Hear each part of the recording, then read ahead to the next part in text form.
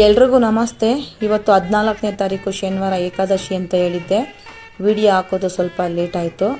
ನೋಡಿ, ಏಕಾದಶಿ ಪೂಜೆ ಹೇಗಕ್ಕ ಮಾಡೋದು, ನಾವು ಇವತ್ತಿಂದ ಶುರು ಮಾಡಬೇಕು ಅಂತ ಅಂದ್ಕೊಂಡಿದ್ದೀವಿ. ಅದಕ್ಕೆ ಏಕಾದಶಿ ಪೂಜೆ ಹೇಗೆ ಮಾಡೋದು ಅಕ್ಕ ಅಂತ ಕೇಳಿದ್ರಿ. ಅಂಥವ್ರಿಗೆ ಈ ವಿಡಿಯೋ ಮಾಡಿದ್ದೀನಿ. ಇನ್ನೂ ಪೂಜೆ ಮಾಡಿಲ್ಲ, ಎಲ್ಲ ರೆಡಿ ಮಾಡಿದ್ದೀನಿ. ನೋಡಿ, ಇದೇ ಥರ ಏಕಾದಶಿ ಪೂಜೆಗೆ ರೆಡಿ ಮಾಡ್ಕೊಳ್ಳೋದು. ಮಣ್ಣಿನ ದೀಪ, ಅದರ ಕೆಳಗಡಿಕೆ ಸಗಣಿ ಸಿಕ್ಕಿದ್ರೆ ಇಡಿ, ಇಲ್ಲ ಅಂದರೆ ಬೇಡ.